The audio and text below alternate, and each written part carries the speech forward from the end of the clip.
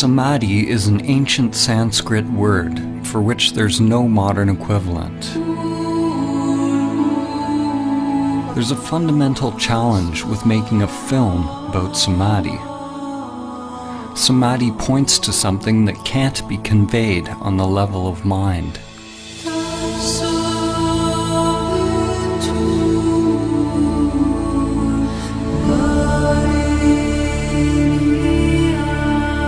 This film is simply the outer manifestation of my own inner journey. The intention is not to teach you about Samadhi or provide information for your mind, but to inspire you to directly discover your true nature.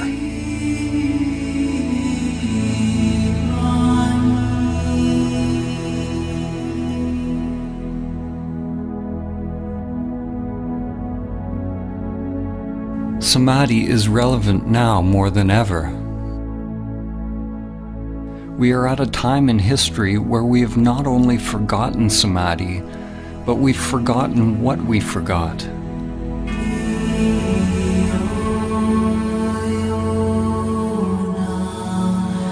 This forgetting is Maya, the illusion of the self.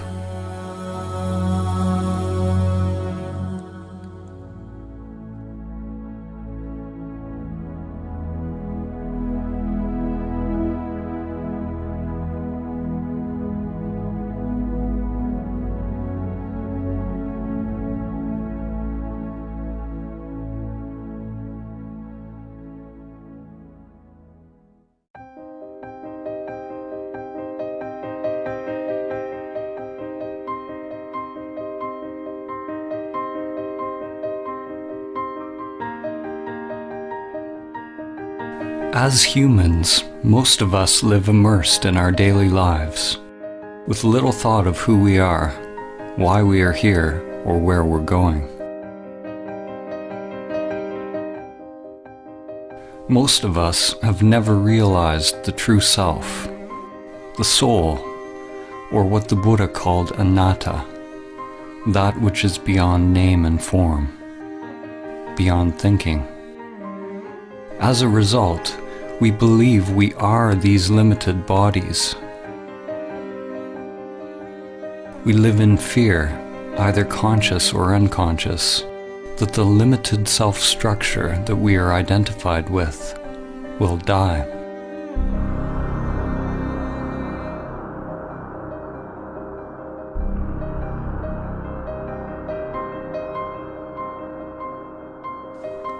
In today's world, the vast majority of people who are engaged in religious or spiritual practices, such as yoga, prayer, meditation, chanting, or any kind of ritual, are practicing techniques which are conditioned, which means they are just part of the ego construct.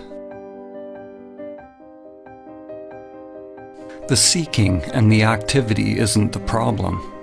Thinking you have found the answer in some external form is the problem.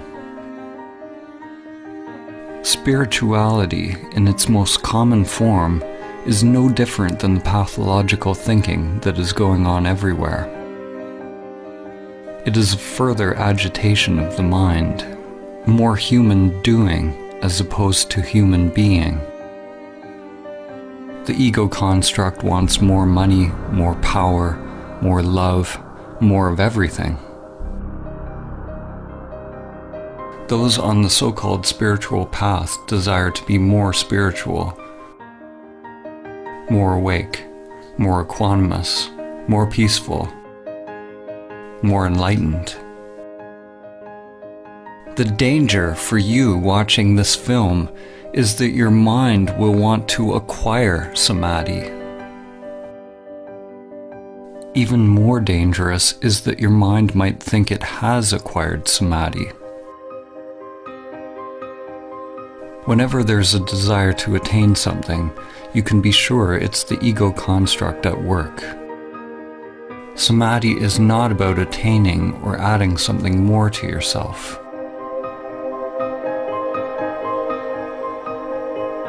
To realize Samadhi is to learn to die before you die.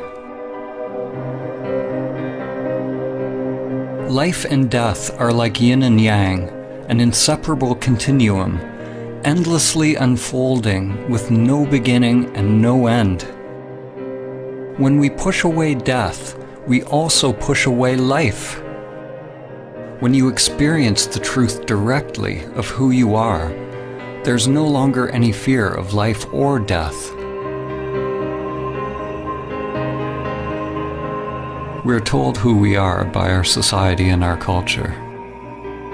And at the same time, we're slaves to the deeper unconscious biological craving and aversion that governs our choices.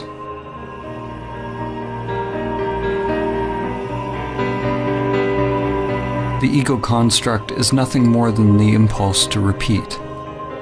It's simply the path that energy once took, and the tendency for the energy to take that path again, whether it is positive or negative for the organism.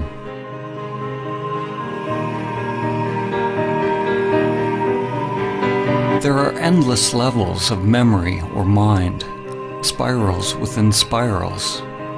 When your consciousness identifies with this mind or ego construct, it ties you to social conditioning, which you could call the matrix.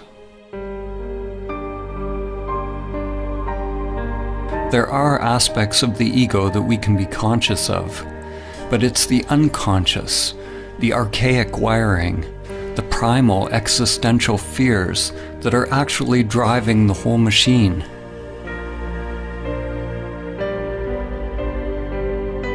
Endless patterns of grasping towards pleasure and avoidance of pain are sublimated into pathological behaviors. Our work, our relationships, our beliefs, our very thoughts, and our whole way of living. Like cattle, most humans live and die in passive subjugation, feeding their lives to the matrix.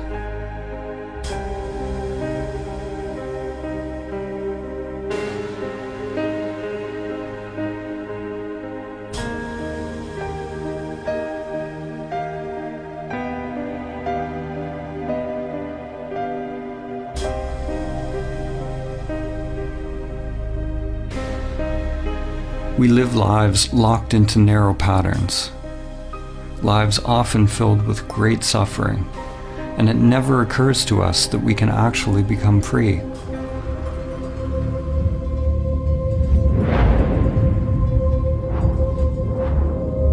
It is possible to let go of the life that has been inherited from the past,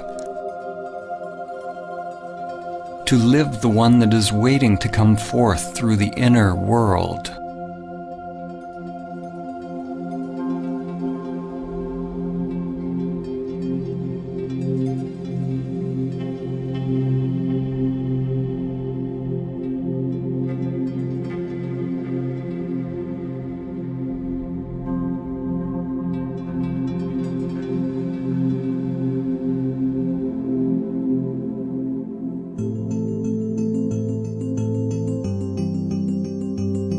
We were all born into this world with biological conditioned structures, but without self-awareness. Often, when you look into a young child's eyes, there's no trace of self, only luminous emptiness. The person one grows into is a mask worn over consciousness. Shakespeare said, "All the world's a stage, and all the men and women merely players."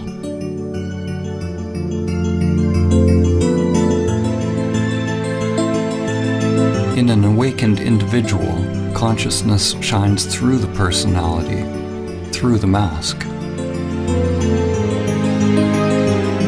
When you are awake, you don't become identified with your character. You don't believe that you are the masks that you are wearing. But nor do you give up playing a role.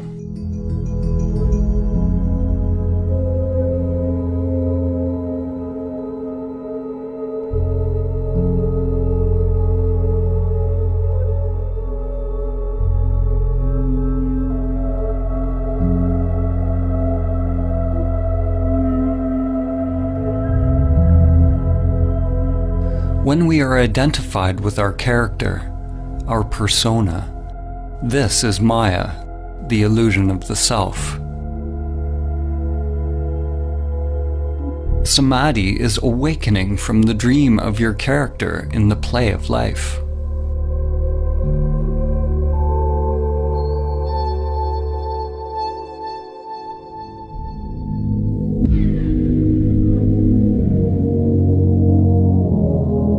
"2,400 years after Plato wrote the Republic, humanity is still making its way out of Plato's cave. In fact, we may be more transfixed by illusions than ever.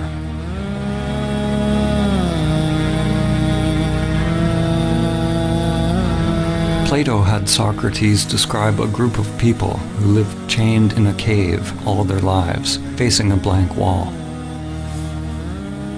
All they could see were shadows projected on the wall by the things passing in front of a fire which was behind them. This puppet show became their world. According to Socrates, the shadows were as close as the prisoners would ever get to seeing reality. Even after being told about the outside world, they continued to believe that the shadows were all that is. Even if they suspected there was something more, they were unwilling to leave what was familiar.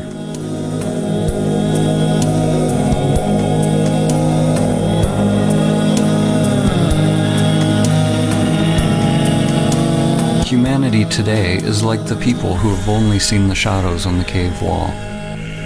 The shadows are analogous to our thoughts. The world of thinking is the only world that we know, but there is another world that's beyond thinking, beyond the dualistic mind. Are you willing to leave the cave? To leave all that you have known, to find out the truth of who you are?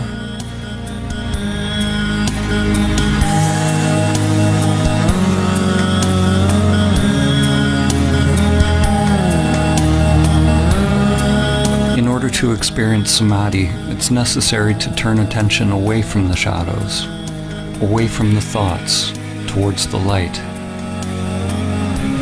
When a person is only used to darkness, then they must gradually become accustomed to the light.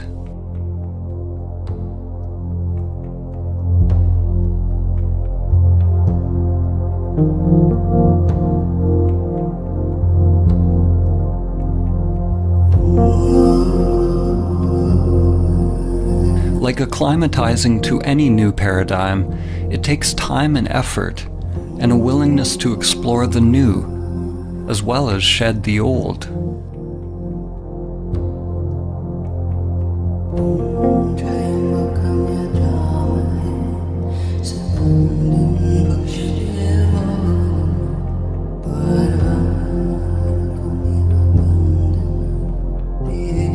The mind can be likened to a trap for consciousness, a labyrinth or a prison.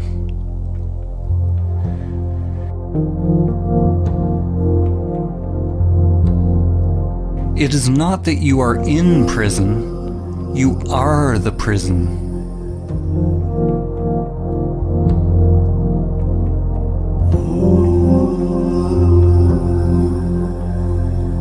The prison is an illusion. If you are identified with an illusory self, then you are asleep. Once you are aware of the prison, if you fight to get out of the illusion, then you're treating the illusion as if it's real, and you still remain asleep. Except now the dream becomes a nightmare. You'll be chasing and running from shadows forever.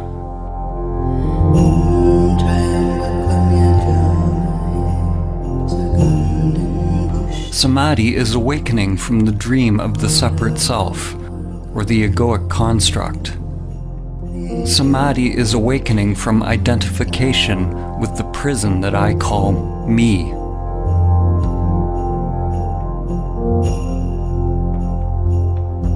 You can never actually be free because wherever you go, your prison is there. Awakening is not about getting rid of the mind or the matrix. On the contrary, when you're not identified with it, then you can experience the play of life more fully, enjoying the show as it is, without craving or fear. In the ancient teachings, this was called the divine game of Lila, the game of playing in duality.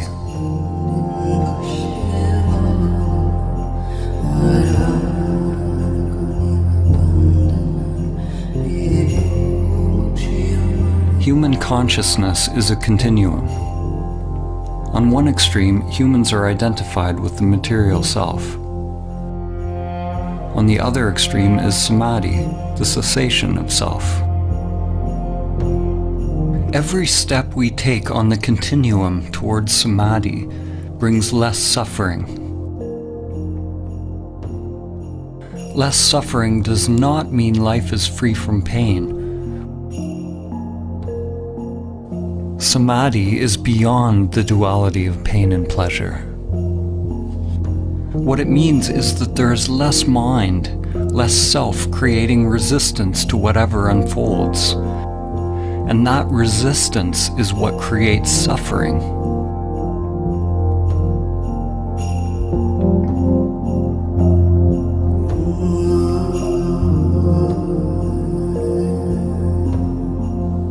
Realizing Samadhi even once allows you to see what is at the other end of the continuum.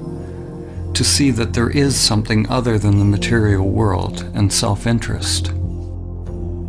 When there is an actual cessation of the self-structure in Samadhi, there is no egoic thought, no self, no duality, yet there is still the I am, anatta, or no self. In that emptiness is the dawn of prajna, or wisdom. The understanding that the immanent self is far beyond the play of duality, beyond the entire continuum. The immanent self is timeless, unchanging, always now. Enlightenment is the merging of the primordial spiral, the ever-changing manifested world or lotus in which time unfolds, with your timeless being. Your inner wiring grows like an ever-unfolding flower as you disidentify with the self, becoming a living bridge between the world of time and the timeless.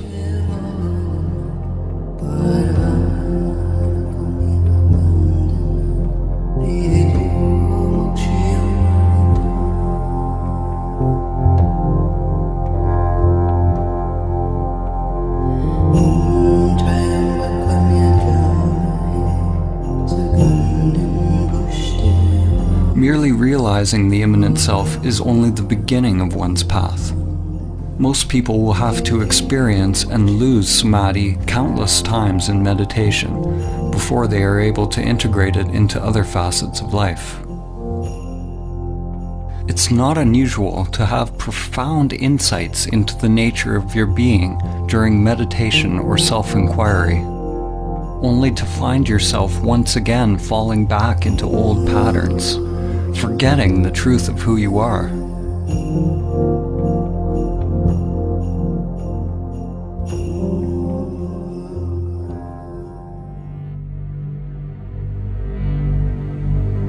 To realize that stillness or emptiness in every facet of life, every facet of oneself, is to become emptiness, dancing as all things.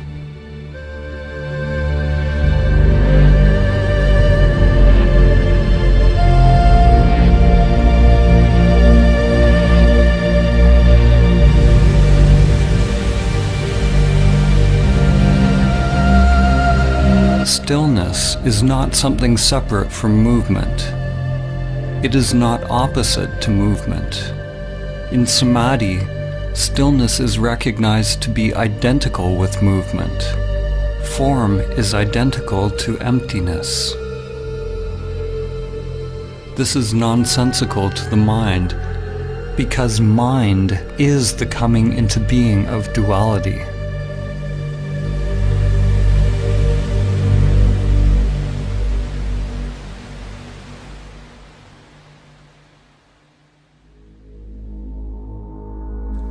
René Descartes, the father of Western philosophy, is famous for the saying, "I think, therefore I am." No other phrase more clearly encapsulates the fall of civilization and the full-scale identification with the shadows on the cave wall. Descartes' error, like the error of almost all humans, was the equating of fundamental being with thinking.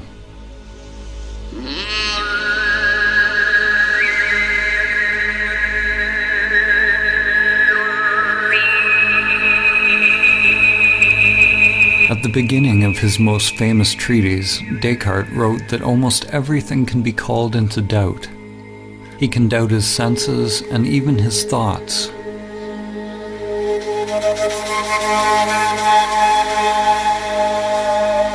Likewise, in the Kalama Sutra, the Buddha said that in order to ascertain the truth, one must doubt all traditions, scriptures, teachings, and all the content of one's mind and senses. Both of these men started with great skepticism, but the difference was that Descartes stopped inquiring at the level of thinking, while the Buddha went deeper. He penetrated beyond the deepest levels of the mind.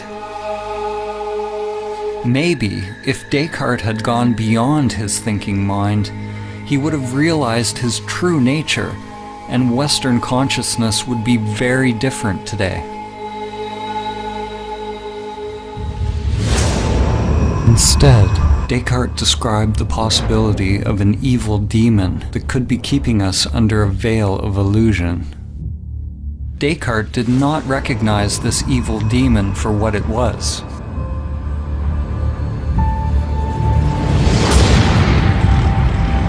As in the movie The Matrix, we could all be hooked up to some elaborate program, feeding us an illusory dream world. In the movie, humans lived out their lives in the Matrix, while on another level they were merely batteries, feeding their life force to the machines, which used their energy for their own agenda.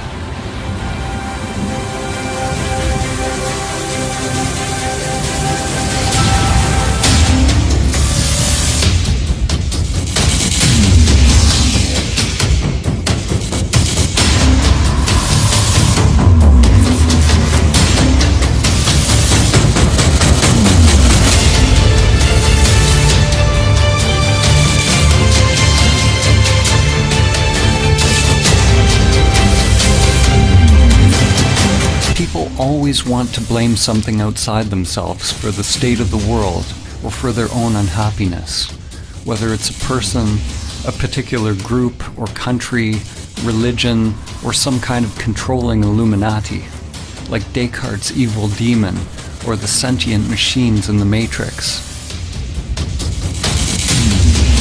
Ironically, the demon Descartes envisioned was the very thing that he defined himself by. When you realize Samadhi, it becomes clear that there is a controller. There is a machine, an evil demon leeching your life day after day. The machine is you.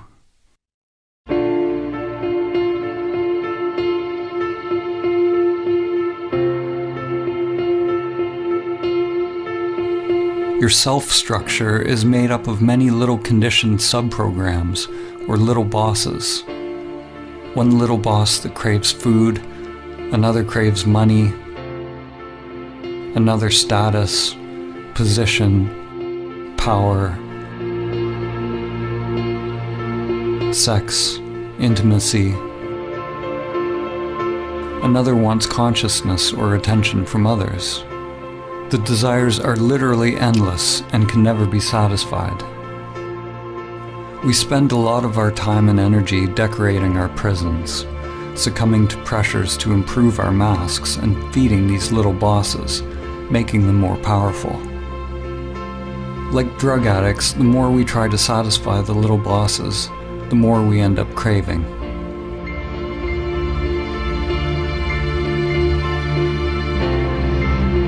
The path to freedom is not self-improvement, or somehow satisfying the self's agenda, but it's a dropping of the self's agenda altogether.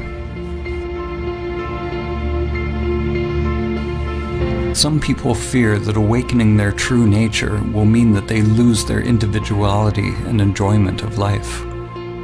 Actually, the opposite is true. The unique individuation of the soul can only be expressed when the conditioned self is overcome.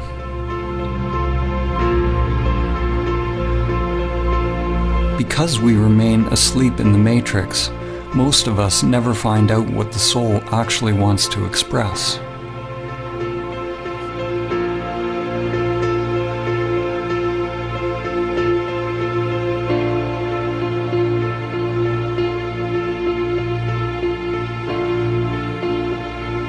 The path to Samadhi involves meditation, which is both observing the conditioned self, that which changes, and realizing your true nature, that which does not change. When you come to your still point, the source of your being, then you await further instructions without any insistence on how your outer world has to change. Not my will, but higher will be done.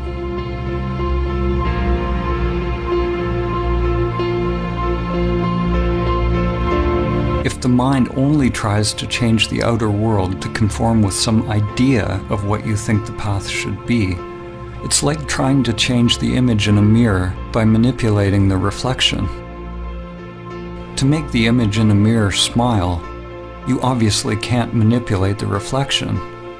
You have to realize the you that is the authentic source of the reflection. Once you realize the authentic self, it doesn't mean that anything on the outside necessarily needs to change. What changes is the conscious, intelligent inner energy, or prana, which is freed from conditioned patterns and becomes available to be directed by the soul. You can only become aware of the soul's purpose when you are able to watch the conditioned self and its endless pursuits, and let them go.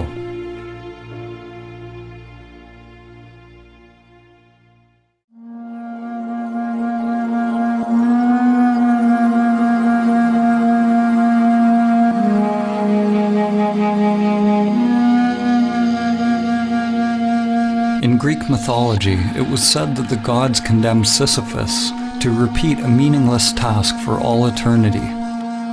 His task was to endlessly push a boulder up a mountain, only to have it roll down again.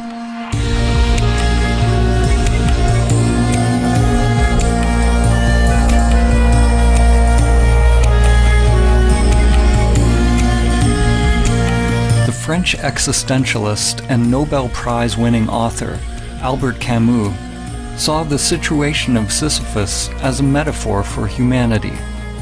He asked the question, how can we find meaning in this absurd existence?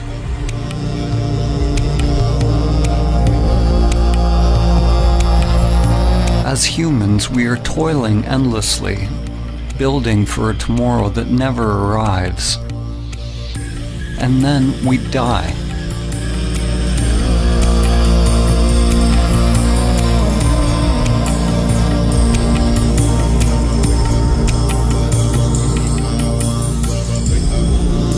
If we truly realize this truth, then we will either go mad if we are identified with our egoic personas,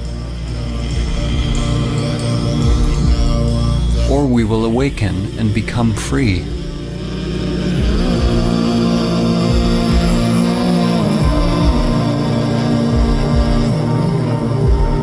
We can never succeed in the outer struggle because it's just a reflection of our inner world. The cosmic joke, the absurdity of the situation becomes clear when there's a complete and utter failure of the egoic self to awaken through its futile pursuits.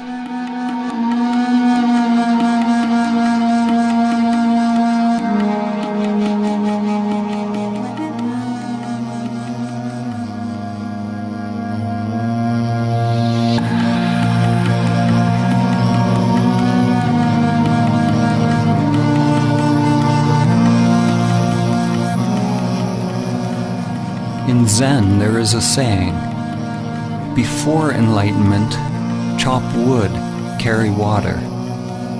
After enlightenment, chop wood, carry water.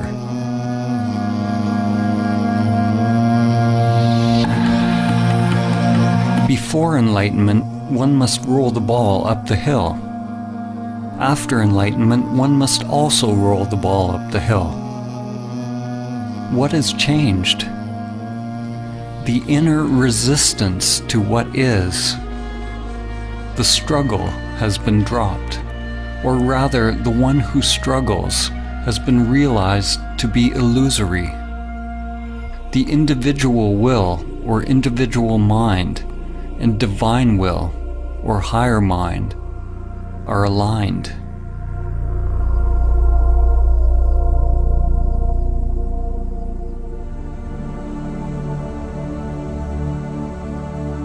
Samadhi is ultimately a dropping of all inner resistance to all changing phenomena without exception.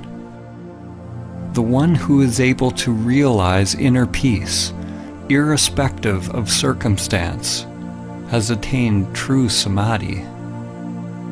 You drop resistance not because you condone one thing or another, but so that your inner freedom is not contingent on the outer. It's important to note that when we accept reality as it is, it doesn't necessarily mean that we stop taking action in the world, or we become meditating pacifists. Actually, the opposite can be true. When we're free to act without being driven by unconscious motives, then it is possible to act in alignment with the Tao, with the full force of our inner energy behind us.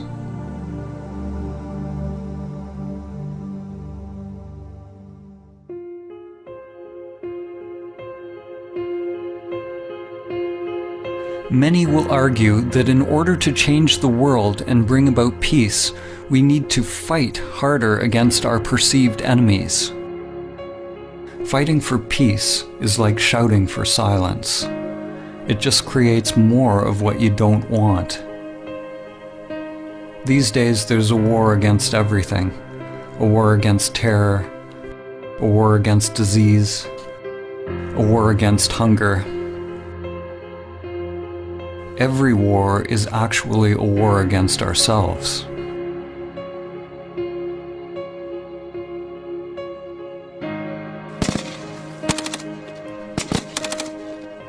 The fight is part of a collective delusion.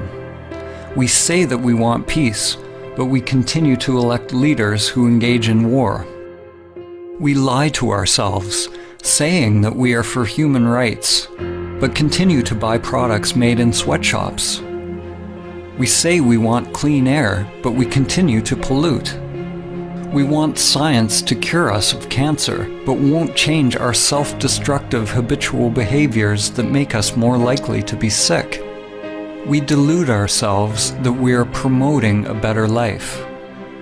We don't want to see our hidden parts that are condoning suffering and death.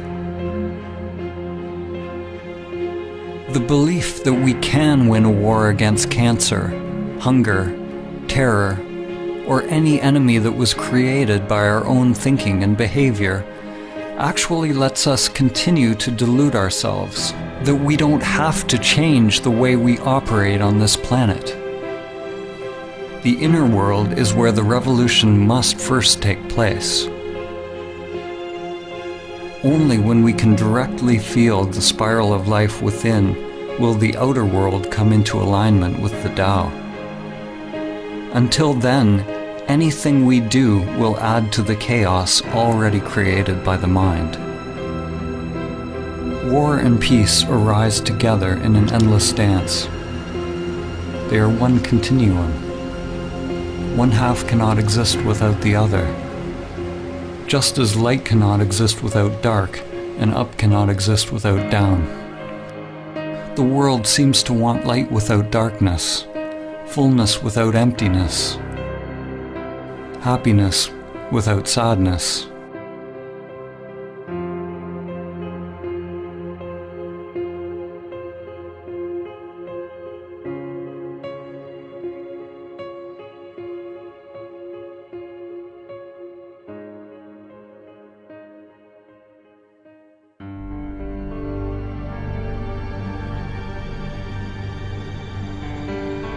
The more the mind gets involved, the more fragmented the world becomes.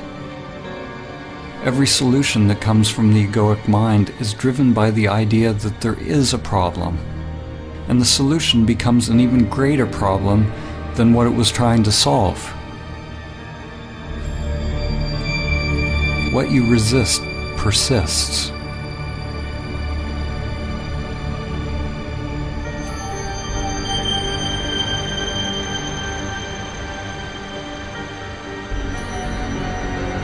Human ingenuity creates new antibiotics, only to find nature getting more cunning as bacteria get stronger. Despite our best efforts in the ongoing fight, the prevalence of cancer is actually increasing. The number of hungry people in the world steadily grows. The number of terrorist attacks worldwide continues to rise.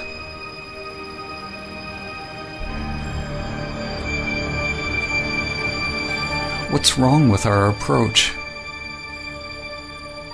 Like the sorcerer's apprentice from Goethe's poem, we have taken hold of a great power, but we do not have the wisdom to wield it.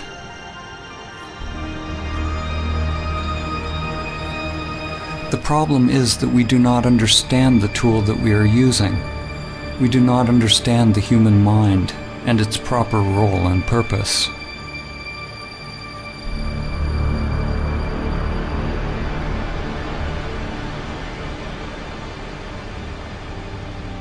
The crisis is born of the limited, conditioned way in which we think, the way we feel and experience life.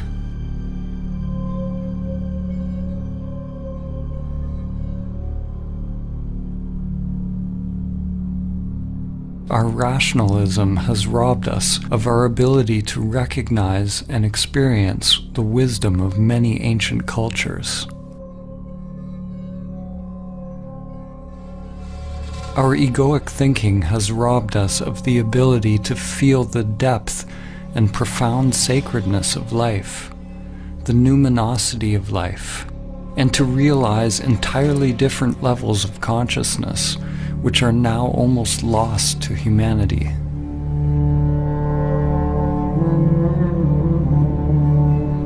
In the ancient Egyptian tradition, netters were archetypal forms whose characteristics could be embodied by those who purified their physical and spiritual bodies in such a way that they were fit to house higher consciousnesses. The original netter, or the divine principle of this wisdom, was known as Thoth, or Tehuti, often depicted as a scribe with the head of a bird or ibis, and represented the origin of all knowledge and wisdom. Thoth could be described as the cosmic principle of thinking, or thought. Thoth gave us language, concepts, writing, mathematics, and all the arts and manifestations of the mind. Only those who had gone through special training were allowed to access Thoth's sacred knowledge. The Book of Thoth is not a physical book, but is the wisdom of the Akashic or etheric realm. Legend tells that Thoth's knowledge was deeply hidden in a secret place within every human being, and was protected by a golden serpent.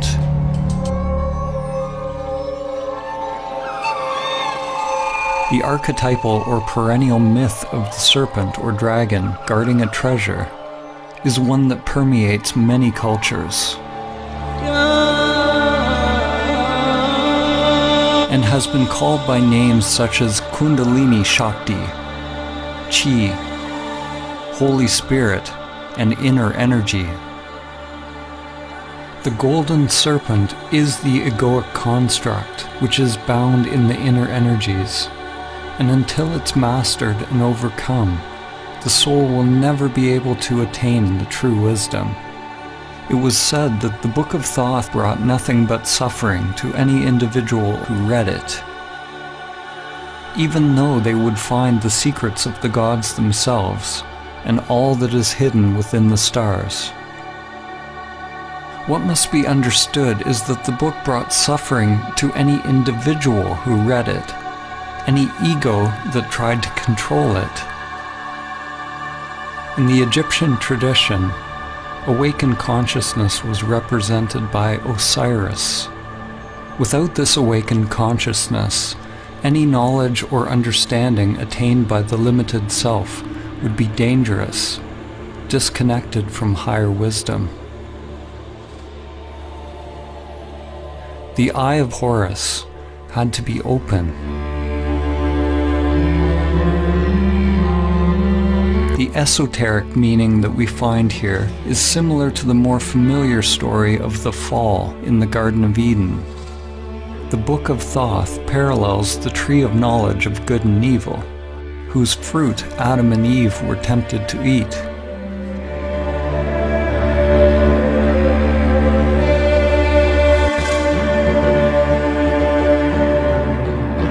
Humanity, of course, has already eaten the forbidden fruit, already opened the Book of Thoth, and has been cast out of the garden. The serpent is a metaphor for the primordial spiral that extends from the microcosm to the macrocosm. Today, the serpent is living as you.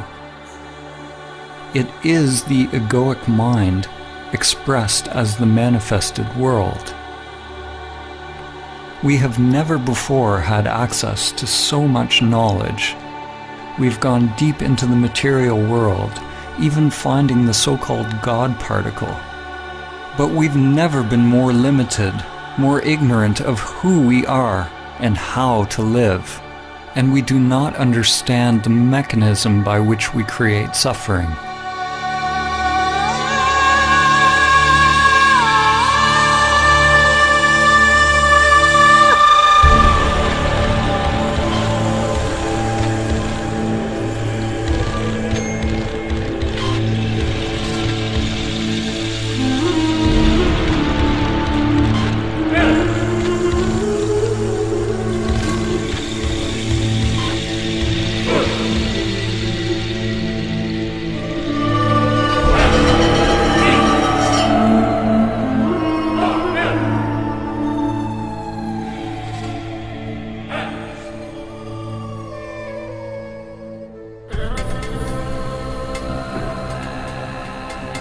Our thinking has created the world as it is now.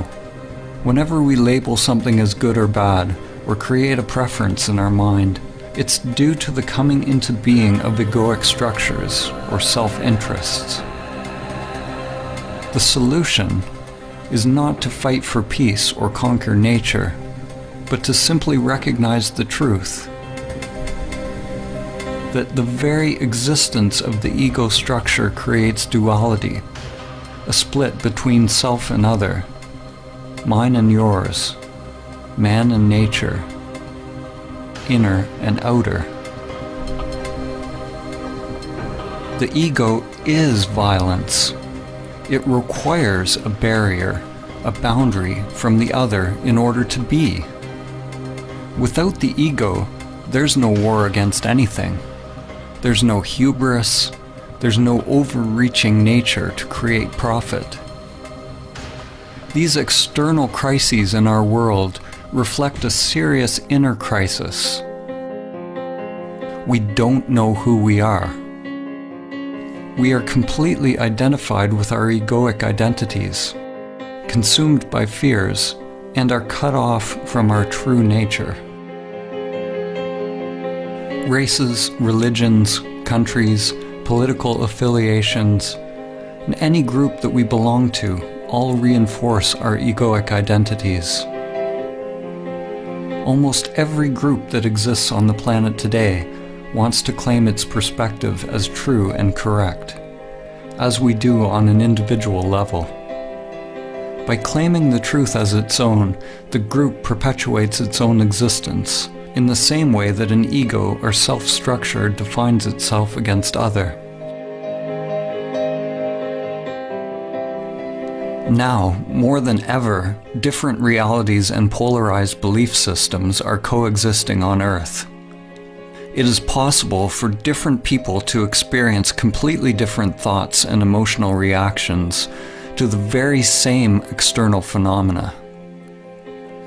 In the same way, samsara and nirvana, or heaven and hell, are two different dimensions occupying the very same world. An event that may appear apocalyptic to one person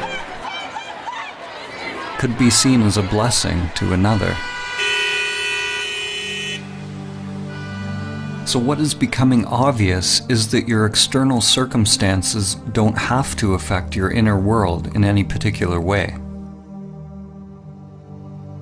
To realize Samadhi is to become a self-propelled wheel, to become autonomous, a universe unto oneself. Your experience of life is not contingent on changing phenomena. An analogy can be made with Metatron's cube. Metatron is mentioned in various ancient Christian, Islamic, and Jewish texts, and is archetypally related to the Egyptian Neter Thoth, as well as Hermes Trismegistus of Greece. Metatron is intimately connected with the Tetragrammaton. The Tetragrammaton is the fundamental geometric pattern, the template or primordial emanation of physical reality, which has been called the Word of God or the Logos. Here we see a two-dimensional representation of the figure, but if you look a certain way, you see a 3D cube. When you see the cube, nothing has changed in the figure, but your mind has added a new dimension to your seeing. Dimensionality, or one's perspective, is simply a matter of becoming habituated to a new way of perceiving the world. Upon realizing Samadhi, we become free of perspective, or free to create new perspectives, because there's no self invested in or attached to a particular viewpoint.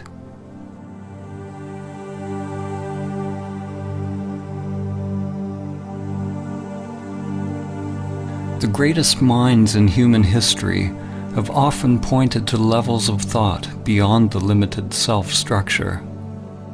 Einstein said, "The true measure of a human being is determined primarily by the measure and sense in which he has attained liberation from the self." So it's not that thinking in the existence of the self is bad. Thinking is a wonderful tool when the mind is in service to the heart.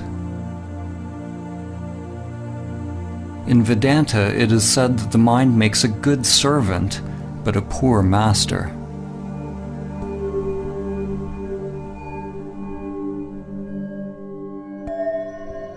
The ego perpetually filters reality through language and labels, and is constantly judging, preferring one thing over another.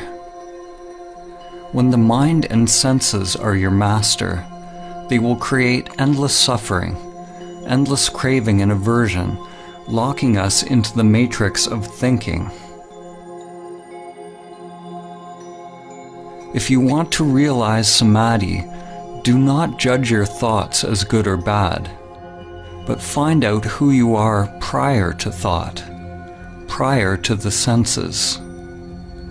When all labels are dropped, then it is possible to see things as they are.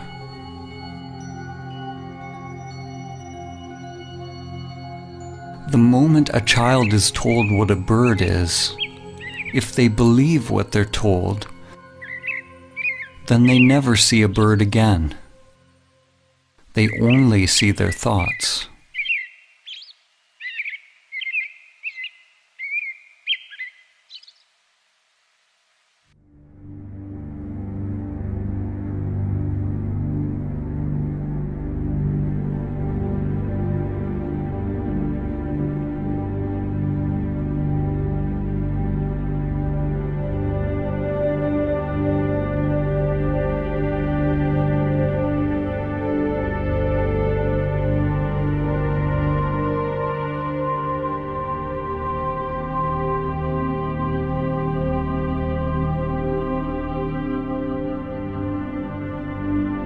Most people think that they are free, conscious, and awake. But if you believe you are already awake, then why would you do the difficult work to attain what you believe you already have? Before it becomes possible to awaken, it is necessary to accept that you are asleep, living in the matrix. Examine your life honestly without lying to yourself. Are you able to stop your robotic, repetitive life patterns if you want to? Can you stop seeking pleasure and avoiding pain? Are you addicted to certain foods, activities, or pastimes? Are you constantly judging, blaming, criticizing yourself and others? Does your mind incessantly seek out stimulus, or are you completely fulfilled just being in silence? Do you react to how people think about you? Are you seeking approval and positive reinforcement? Do you somehow sabotage situations in your life? Most people will experience their lives the same way today as they will tomorrow, and a year from now, and 10 years from now. When you begin to observe your robot-like nature, you become more awake. You begin to recognize the depth of the problem. You are completely and utterly asleep, lost in a dream. Like the inhabitants of Plato's cave, most who hear this truth will not be willing or capable of changing their lives because they are attached to their familiar patterns. We go to great lengths justifying our patterns, burying our heads in the sand rather than facing the truth. We want our saviors, but we are not willing to get up on the cross ourselves. What are you willing to pay to be free? Realize that if you change your inner world, you must be prepared to change the outer life. Your old structure and your old identity must become the dead soil out of which new growth comes.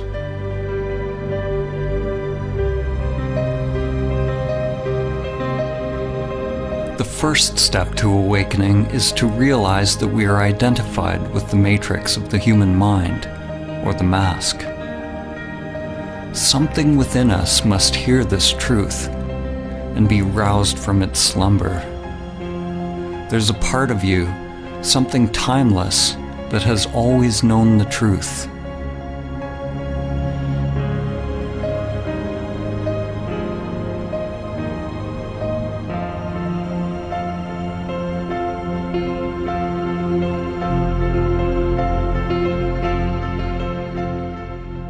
The matrix of the mind distracts us, entertains us, keeps us endlessly doing, consuming, grasping, in a cycle of craving and aversion with constantly changing forms, keeping us from the flowering of our consciousness, our evolutionary birthright, which is Samadhi. Pathological thinking is what passes for normal life.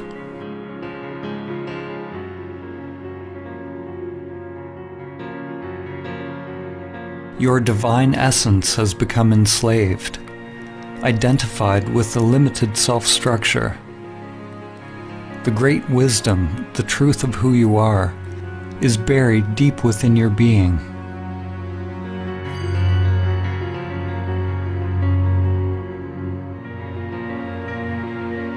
J. Krishnamurti said, "It is no measure of one's health to be well adjusted to a profoundly sick society."